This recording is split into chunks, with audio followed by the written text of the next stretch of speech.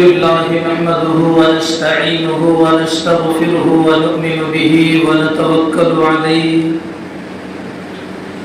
ونعوذ بالله من شرور أنفسنا ومن سيئات أعمالنا من يهده الله فلا مضل له ومن يضلله فلا هادي له ونشهد أن سيدنا ومولانا محمدا عبده ورسوله أما بعد قال الله تبارك وتعالى أعوذ بالله من الشيطان الرجيم بسم الله الرحمن الرحيم وإذ قال إبراهيم لأبيه يا أبت لم تعبد ما لا يسمع ولا يبصر ولا يغني عنك شيئا يا أبت لا تعبد الشيطان إن الشيطان كان للرحمن عصيا صدق الله العظيم. میرے محترم بزرگوں، اللہ رب العزت نے کلام مجید کے اندر تقریباً 25 یا اس سے زائد انبیاء علیہم الصلاۃ والتسلیم کا تذکرہ فرمایا ہے. کہیں پر کسی نبی کا مفصل واقعہ ذکر فرمایا، کہیں پر صرف نام لے کر اشارہ فرمایا، اور قرآن مجید کے اندر کہیں پر ایک سورت نبی کے نام پر نازل فرما دی کہ پورا مفصل ان کا واقعہ ذکر فرما دیا. اور قرآن مجید کے اندر تقریباً 15 یا 20 سورتیں جو بڑی بڑی سورتیں کہلاتی ہیں، ان کے اندر حضرت موسیٰ علیہ الصلاۃ والتسلیم کا تذکرہ فرمایا. اور اسی طرح سے حضرت ابراہیم علیہ الصلاۃ والتسلیم کا بھی تذکرہ فرمایا. چونکہ ذی القعدہ کا مہینہ چل رہا ہے اور اس کے بعد والا جو مہینہ ہے وہ ذی الحج کا مہینہ ہے. اللہ رب العزت نے جن کو مال دیا ہے یا جن کو اللہ رب العزت خصوصی توفیق عطا فرما لے، وہ کعبۃ اللہ کی زیارت کے لیے نکل چکے ہیں. اور ذی الحج کے مہینے میں 2 فرائض اللہ رب العزت نے ہم سب کو عطا فرمائے ہیں. ایک تو حج ہے اور دوسرا ہے قربانی. 2 چیزیں اللہ رب العزت نے عطا فرمائی ہے. استطاعت ہے، حج اس کے اوپر اگر فرض ہو چکا ہے تو اس کے لیے ضروری ہے کہ وہ حج کے لیے جائے. اخراجات ہو اس کے پاس، مال ہو اس کے پاس، اور اس کے اوپر فرض بھی ہو چکا ہو تو وہ انسان جائے، حج کا فریضہ ضرور ادا کرے. اگر نہیں ادا کرے گا تو گناہگار کہلائے گا. اسی طریقے سے دوسری چیز اللہ رب العزت نے ہم سب کو عطا فرمائی ہے، وہ ہے قربانی، کہ صاحب استطاعت کے اوپر قربانی کرنا واجب ہے، ضروری ہے. نہیں کرے گا تو گناہگار کہلائے گا. قرآن مجید کے اندر اللہ رب العزت نے حضرت ابراہیم علیہ الصلاۃ والتسلیم کا واقعہ ذکر فرمایا کہ زمانے جاہلیت کے اندر لوگ ستاروں کی پوجا کیا کرتے تھے، اپنے ہاتھوں سے مورتیوں کو بناتے تھے، اس کی پوجا کرتے تھے. مندروں کے اندر جو بت رکھے ہوئے ہوتے تھے اور اس مندر کے اندر جو پجاری ہوا کرتا تھا اس کو بھی منانا پڑتا تھا کہ بہت سارا مال ان کو بھی دینا پڑتا تھا. اور اسی طریقے سے جو حاکم وقت ہوا کرتا تھا ان کے سامنے سجدہ بھی کرنا پڑتا تھا. یہ زمانے جاہلیت میں ہوا کرتا تھا کہ چاند کی بھی پوجا کرتے، ستاروں کی بھی پوجا کرتے، اور مندروں کے اندر جو کئی قسم کے بت رکھے ہوئے ہوتے تھے ان کو اپنے ہاتھوں سے وہ لوگ بناتے تھے اور اس کی پوجا کرتے تھے۔ ساری نیازیں، منتیں، مرادیں، حاجات، ضروریات، ساری چیزیں ان کے سامنے مانگتے تھے۔ وہ لوگ ان کو اپنا معبود سمجھتے تھے، اپنا خدا سمجھ کر ان کے سامنے ساری مرادیں مانگا کرتے تھے۔ اس دور کے اندر حضرت ابراہیم علیہ الصلوۃ والتسلیم پیدا ہوئے، اور ایسے گھر کے اندر پیدا ہوئے کہ سب سے پہلے تو پوری قوم بتوں کی پوجا کرنے کے اندر لگی ہوئی ہے، اور خود حضرت ابراہیم ایسے گھر کے اندر پیدا ہوئے، اللہ نے ان کو پیدا کیا کہ ان کا باپ آزر بتوں کو تراشتا تھا، بتوں کو بنایا کرتا تھا اپنے ہاتھوں سے، کبھی ادھر چھینی ہتھوڑی سے مارا، کبھی ادھر چھینی ہتھوڑی سے مارا، پھر ناک تراشی، آنکھیں تراشی، ہاتھ تراشے، پیر وغیرہ تراشے، پھر انہی بتوں کو بازار میں لے جا کر بیچا کرتا تھا۔ حضرت ابراہیم علیہ الصلوۃ والتسلیم کا سب سے بڑا امتحان تھا کہ بت پرست کے گھر کے اندر پیدا ہونا اور بتوں کو تراشنے والا خود ان کا والد، یہ سب سے بڑا امتحان حضرت ابراہیم کا۔ اللہ رب العزت اپنے برگزیدہ بندوں کو آزماتے ہیں۔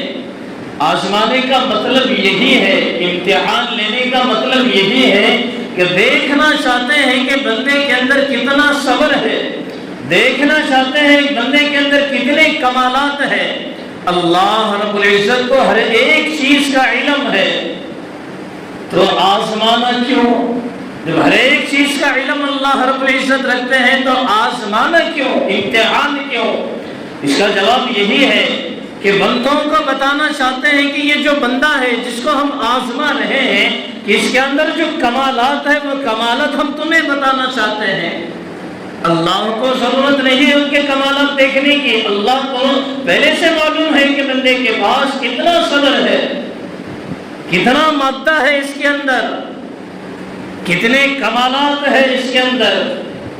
اللہ رب العزت تو لوگوں کو بتانا چاہتے ہیں کہ جس بندے کو ہم امتحان کے اندر مبتلا کر رہے ہیں، یا جس بندے کو ہم آزما رہے ہیں، کہ اس کے اندر کون سے کمالات ہیں جو لوگوں کے اوپر ظاہر ہونے ہیں۔ حضرت ابراہیم علیہ الصلوۃ والتسلیم بت پرست کے گھر کے اندر پیدا ہوئے، جب تھوڑی سی عمر ان کی بڑھ گئی، حضرت ابراہیم کے والد نے ان کے ساتھ کیا کیا، ایک ٹوکرا ان کے اوپر، سر کے اوپر رکھا اور ان کے اندر مورتیاں رکھی اور کہا کہ اسے جا کر بازار میں جانا اور فروخت کر کے آنا، بازار میں جانا، اسے بیچ کر کے آنا۔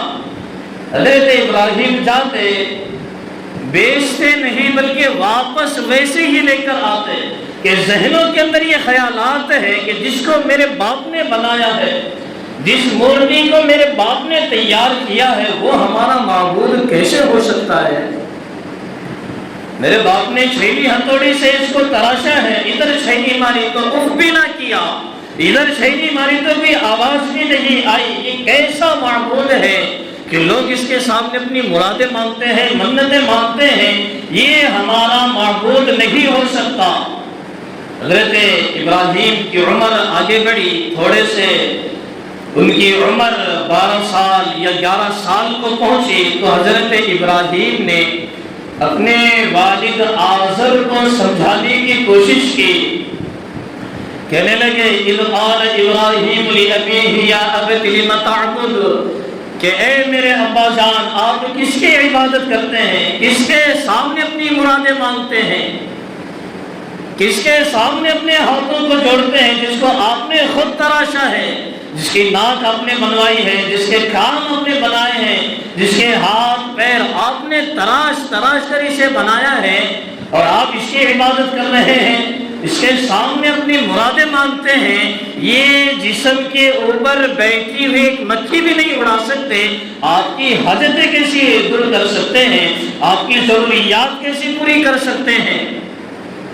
قرآن مجید نے اس کو نقل کیا ہے، لِمَ تَعْبُدُ مَا لَا يَسْمَعُ، یہ کانوں سے آپ کی پریشانیوں کو سن نہیں سکتے، آپ ان کو جو بتاتے ہیں، آپ ان کے سامنے جو مرادیں رکھتے ہیں، آپ اپنی پریشانیاں ان کے سامنے بتاتے ہیں، یہ اپنے کانوں سے سن نہیں سکتے، وَلَا يُبْصِرُ، نہ اپنی آنکھوں سے تمہاری پریشانیوں کو دیکھ سکتے ہیں، نہ اپنی آنکھوں سے تمہاری مصیبتوں کو دیکھ سکتے ہیں، نہ تمہارے حالات دیکھ سکتے ہیں، آپ ان کی پوجا کیوں کرتے ہیں؟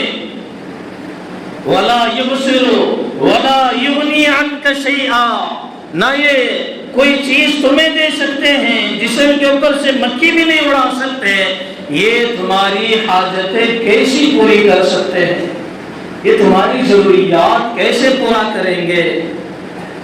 حضرت ابراہیم آگے کہتے ہیں، یا ابت لا تعبد الشیطان، کہے میرے ابا جان شیطان کی عبادت مت کیجئے، شیطان کے بتائے ہوئے طریقے پر مت چلیے، شیطان تمہیں گمراہ کر دے گا۔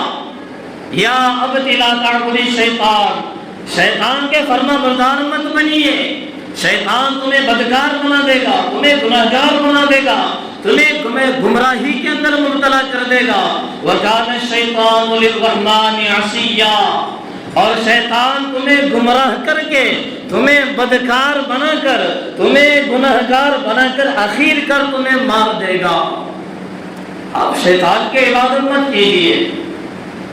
حضرت ابراہیم سب سے بڑا امتحان تھا ایک بت پرست کے گھر کے اندر پیدا ہونا، اور اپنے باپ جو بتوں کی پرستش کرتا ہے، بتوں کو تراشتا ہے، ان کے سامنے کلمہ توحید کو بیان کرنا ایک سب سے بڑا امتحان کہلاتا ہے۔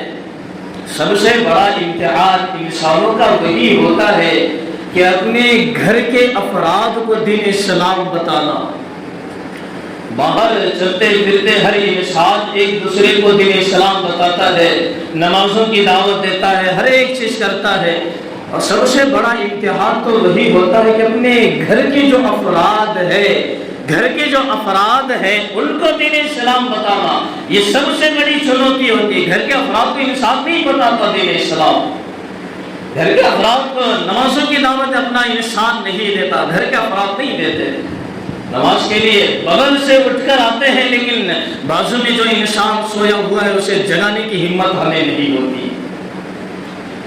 بازو کے روم میں ہمارا لڑکا سویا ہوا ہوتا ہے، اسے جگانے کی ہمت نہیں ہوتی، خاموشی کے ساتھ دبے پیر مساجد کی طرف ہم لوگ آتے ہیں، اسے جگاتے نہیں۔ کیا ہمیں یہ برداشت ہے کہ ہم جنت کی سیر کریں اور ہمارا خون جہنم کے انگاروں کے اندر سوئے؟ کیا ہمیں یہ برداشت ہے کہ ہم جنت کی سیر کریں اور ہمارا خون جہنم کے انگاروں کی سیر کرے، جہنم کے انگاروں کے اندر رہے؟ ہمیں یہ پسند نہیں ہے۔ جب ہمیں یہ پسند نہیں تو جگاتے کیوں نہیں ہو، اٹھاتے کیوں نہیں ہو، نمازوں کی تلقین کیوں نہیں کرتے، اپنے لڑکوں کو، اپنے فیملی والوں کو نمازوں کی تلقین کیوں نہیں کرتے؟ جب ہمیں مال پسند ہے تو دوسروں کو بھی مال پسند ہوگا، جب ہمیں جنت کے میوے پسند ہے تو دوسروں کو بھی جنت کے میوے پسند ہوں گے۔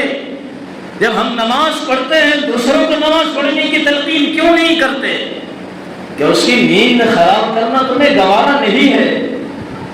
گوارا تو ہے جنت کے میوے کھائیں گے، لیکن دوسرا بندہ جنت کے میوے نہ کھائے، دوسرا بندہ جنت کے اندر نہ جائے۔ ہمارا یہ مزاج بن چکا ہے کہ نماز ہم خود پڑھیں گے، جنت کے اندر ہم اکیلے جائیں گے، لیکن بغل میں سویا ہوا ہمارا لڑکا جنت میں نہیں جانا چاہیے۔ زبان سے تو نہیں کہتے، لیکن اعمال سے تو یہی ظاہر ہوتا ہے۔ زبان سے ہم لوگ نہیں کہہ سکتے ہیں، لیکن اعمال سے تو یہی ظاہر ہوتا ہے۔ اگر ہم اسے نماز کے لیے جگا دیں گے تمہارا بھی حق ادا ہو جائے گا، وہ بھی نماز پڑھ لے گا، نہیں ہم نہیں کرتے۔ تو سب سے بڑی چنوتی یہی ہوتی ہے کہ اپنے گھر کے افراد کو دین اسلام بتایا جائے۔ حضرت ابراہیم نے چنوتی قبول کی ہے، اپنے والد کے سامنے کلمہ توحید بیان کر رہے ہیں۔ آپ کس کی عبادت کر رہے ہیں؟ کس کے سامنے آپ سجدہ کر رہے ہیں؟ کس کے سامنے اپنی مرادیں پیش کر رہے ہیں؟ جو تمہاری نہ سن سکتا ہے، تمہاری ضروریات نہ پوری کر سکتا ہے، نہ تمہیں دیکھ سکتا ہے، نہ تمہاری پریشانیوں کو دیکھ سکتا ہے، نہ تمہاری مصیبتوں کو دیکھ سکتا ہے، ایسے مورتیوں کے سامنے اپنا سجدہ ٹیک رہے ہو، اپنا ماتھا ٹیک رہے ہو، تم نے خود ہی اسے بنایا ہے، اپنے ہاتھوں سے تراشا ہے۔ آگے کہتے ہیں یا ابد لا تعبد الشیطان، کہ شیطان کی پیروی مت کرو، شیطان کے بہکاوے میں مت آ جانا، یہ تمہیں برباد کر دے گا، یہ تمہیں گمراہی کے اندر مبتلا کرے گا، تمہیں بدکار بنا دے گا، تمہیں اللہ سے دور کرا دے گا۔ جب یہ بھی بات ان کے پلے نہیں پڑی تو حضرت ابراہیم ان کے سامنے دلیل قائم کرنے لگے کہ دلیلوں سے ان کو بات سمجھایا جائے۔ حضرت ابراہیم نے دلیل کیسے قائم کی؟ صبح ہوئی، سورج نکلا، سورج کو دیکھ کر حضرت ابراہیم کہنے لگے، یہ محض دلیل قائم کی اس قوم کو سمجھانے کے لیے کہ تمہارا خدا کون ہو سکتا ہے۔ قوم کو سمجھانا تھا، قوم کو صحیح راستے پر لانا تھا۔ حضرت ابراہیم نے سورج کو دیکھا، کہنے لگے کہ یہ ہمارا معبود ہو سکتا ہے۔ جب سورج نکلا، دوپہر ہوئی، شام ہوئی، جب سورج ڈھل گیا تو حضرت ابراہیم کہنے لگے کہ اس کے اندر تو زوال ہے، میرا خدا تو ایسا ہوگا جس کے اندر زوال نہیں ہوگا، میرا خدا ایسے ہوگا جس کے اندر زوال نہیں ہوگا۔ یہ سورج نکلا، دوپہر کو آیا، شام کو آیا، اب غروب ہو گیا، اس کے اندر زوال آ گیا، لہٰذا یہ میرا خدا نہیں ہو سکتا۔ اپنی قوم کے سامنے دلیل قائم کی، دلیل سے بات کرنے لگے کہ دیکھو یہ تمہارا خدا ہو سکتا ہے، اس کے اندر بھی زوال آ گیا، یہ خدا نہیں ہو سکتا۔ جب رات ہوئی، رات کے اندر چاند ظاہر ہوا، چاند کی روشنی دیکھ کر حضرت ابراہیم اپنی قوم سے کہنے لگے شاید یہ ہمارا خدا ہو سکتا ہے۔ چاند نکلا، روشنی ظاہر ہوئی، 12 بج گئے، پھر اس کے بعد صبح ہونے کو آئی، چاند کی روشنی بھی ختم ہو گئی۔ حضرت ابراہیم کہنے لگے یہ بھی ہمارا خدا نہیں ہو سکتا۔ کہ زمانے جاہلیت میں لوگ چاند کی بھی پوجا کیا کرتے تھے، سورج کی بھی پوجا کیا کرتے تھے۔ جب رات ہوئی، ستارے نکلے، حضرت ابراہیم نے دلیل قائم کی، کہنے لگے کیا یہ ہمارے خدا ہیں؟ ستاروں کی روشنی انہوں نے دیکھی، کیا یہ ہمارا خدا ہے؟ جب رات ختم ہوئی، ستاروں کی بھی روشنی ماند پڑ گئی، ستارے بھی غائب ہو گئے، تو حضرت ابراہیم کہنے لگے کہ یہ ہمارا خدا نہیں ہو سکتا۔ ہمارا خدا تو وہ ہے جس کے اندر زوال نہ ہو، جس کے اندر زوال کبھی نہ ہو، ایسا خدا ہمارا ہو سکتا ہے۔ خدا وہ ہوگا جس نے ہم کو بنایا ہے، ہم نے جس کو بنایا ہے وہ خدا نہیں ہو سکتا۔ اپنے والد کو ساری باتیں سمجھانے لگے، کلمہ توحید بتانے لگے اپنے والد کو۔ سامنے سے والد آزر نے یہ کہا لَإِن لَّمْ تَنْتَهِ لَأَرْجُمَنَّكَ وَاهْجُرْنِي مَلِيًّا، اے ابراہیم اگر تو خاموش نہیں ہوا تو تمہیں پتھر مار مار کر سنگسار کر دیا جائے گا۔ وَاهْجُرْنِي مَلِيًّا، کہ تمہیں پتھروں سے مار مار کر سنگسار کر دیا جائے گا۔ اگر تو ہمارے بزرگ کا برا بولا کہنا نہ چھوڑا تو تمہیں پتھروں سے مار کر سنگسار کر دیا جائے گا، تمہیں سولی پر چڑھا دیا جائے گا، تمہیں شہر سے نکال دیا جائے گا۔ حضرت ابراہیم کو یہ ساری باتیں کہی گئی، یہ سب سے بڑا امتحان حضرت ابراہیم کا تھا۔ اللہ رب العزت نے 4 مرتبہ حضرت ابراہیم کو امتحانات کے اندر مبتلا کیا تاکہ ان کے اندر جو کمالات موجود ہیں وہ کمالات لوگوں کے سامنے ظاہر ہو سکے۔ پہلا امتحان تو ہوا کہ ایک بت پرست کے گھر کے اندر پیدا ہوئی ہے۔ دوسرا امتحان نمرود کے سامنے پیشی ہوئی، نمرود کے سامنے آنکھوں میں آنکھیں ڈال کر کلمہ توحید بیان کرنے لگے، دلیلیں قائم کر کے کہنے لگے کہ بت ہمارے معبود کیسے ہو سکتے ہیں، سورج ہمارا معبود کیسے ہو سکتا ہے، ستارے ہمارے معبود کیسے ہو سکتے ہیں، چاند ہمارا معبود کیسے ہو سکتا ہے۔ معبود وہ ہوگا جس نے ہمیں بنایا ہے، ہم نے جس کو بنایا ہے وہ معبود، وہ ہمارا خدا نہیں ہو سکتا۔ میرے محترم بزرگ دوستو، حضرت ابراہیم علیہ الصلوۃ والتسلیم پیغمبروں میں چند انبیاء بڑے درجے کے کہلاتے ہیں، ان میں سے بڑے درجے کے حضرت ابراہیم علیہ السلام ہے۔ چونکہ ذی القعدہ کا مہینہ چل رہا ہے اور آئندہ جو مہینہ آئے گا وہ ذی الحج کا مہینہ کہلائے گا، اس کے اندر اللہ رب العزت نے دو چیزیں ہم کو دی ہے، ایک تو حج ہے، جن کے پاس استطاعت ہے وہ حج کے لیے جاتے ہیں، اور دوسری چیز وہ ہے قربانی، کہ حضرت ابراہیم اور حضرت اسماعیل علی نبینا وعلیہ الصلوۃ والتسلیم کی سنت بھی کہی جاتی ہے، جو صاحب استطاعت ہے، جن کے اوپر زکوٰۃ فرض ہو چکی ہے، ان کے اوپر قربانی بھی فرض ہو جاتی ہے، واجب ہو جاتی ہے۔ قربانی اور زکوٰۃ کے اندر ایک فرق ہے، قربانی زکوٰۃ کے اندر جب صاحب استطاعت وہ ہو جاتا ہے تو مال کے اوپر 1 سال کا گزرنا ضروری ہے، یعنی 1 سال تک وہ مال انسان کے پاس رہنا ضروری ہے، تب جا کر زکوٰۃ اس کے اوپر فرض ہوگی۔ لیکن قربانی کے لیے یہ شرط نہیں ہے، اگر آج اس کے پاس مال آ گیا جو زکوٰۃ کے نصاب کے برابر ہوگا تو اس کے اوپر قربانی واجب ہو جائے گی، کرنا ضروری ہوگا، اگر نہیں کرے گا تو گناہگار کہلائے گا۔ چاہے ایک جانور خرید لے یا 7 لوگ اکٹھے ہو کر حصے سے قربانی کر لے تو ان کی جانب سے قربانی ادا ہو جائے گی۔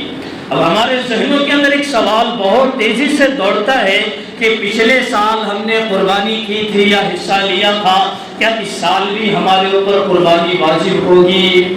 اس کا جواب یہی ہے کہ پچھلے سال آپ صاحب نصاب تھے، قربانی آپ پر واجب تھی، اس سال بھی اگر آپ صاحب نصاب ہے تو اس سال بھی آپ کے اوپر قربانی واجب ہوگی۔ ایسا نہیں کہ ایک سال ہم نے قربانی کر دی اب زندگی بھر قربانی کرنے کی ضرورت نہیں، ہر سال اگر صاحب نصاب ہوگا تو ہر سال اس کے اوپر قربانی واجب ہوگی، کرنا ہوگا۔ بڑے جانور کے اندر 7 لوگ اکٹھے ہو کر قربانی کر سکتے ہیں، شرط یہ ہے کہ 7 لوگوں کا روپیہ پیسہ بھی حلال ہو، شرط یہی ہے کہ 7 لوگوں کا روپیہ پیسہ بھی حلال ہو اور 7 کی نیت بھی صحیح ہو۔ مثلا میں نے حصہ لیا اور حصہ لینے کے بعد یہ نیت کر رہا ہوں کہ میں اپنے پورے گھر کی جانب سے یہ حصہ لے رہا ہوں، اگر یہ نیت ایک انسان کی بھی اگر ہوگی تو 7 کی بھی قربانی نہیں ہوگی، یہ یاد رکھیں۔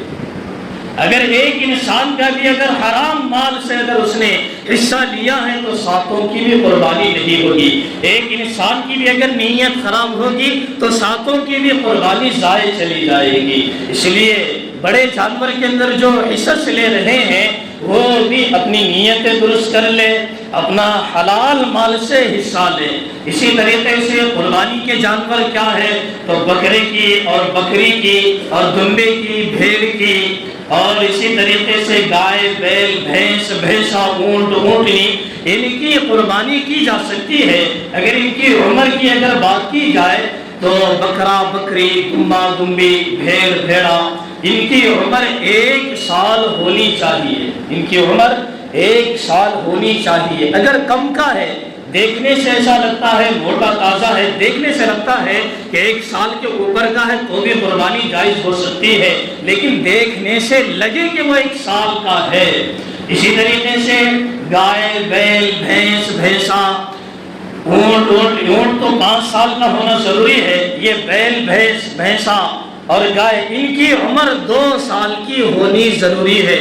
عام طور پر ہم جب لوگ جانور خریدنے جاتے ہیں تو اس کی عمر بھی دیکھتے ہیں اور سامنے کے 2 دانت ہم لوگ دیکھتے ہیں۔ کبھی کبھار ایسا ہوتا ہے کہ عمر ان کی 2 سال کے اوپر ہو جاتی ہے لیکن سامنے کے 2 دانت ان کے نہیں آتے، کبھی کبھار ایسا ہوتا ہے۔ تو اس اعتبار سے شک میں بھی نہیں پڑنا چاہیے، دیکھنے سے لگے 2 سال کا ہو، دیکھنے سے جانور لگے کہ 2 سال کا ہو، دیکھنے سے لگے بکری، بکرا، دمبا، دمبی، بھیڑ، بھیڑا دیکھنے سے لگے کہ 1 سال کا ہو یا 1 سال کے اوپر کا ہو، 1 سال کے کم کا بالکل بھی نہ ہو، اگر ایسا ہوگا تو اس کی قربانی صحیح نہیں ہوگی۔ تو ہر صاحب نصاب کے لیے قربانی کرنا واجب ہے، کرنا پڑے گا، نہیں کریں گے تو گناہگار کہلائیں گے۔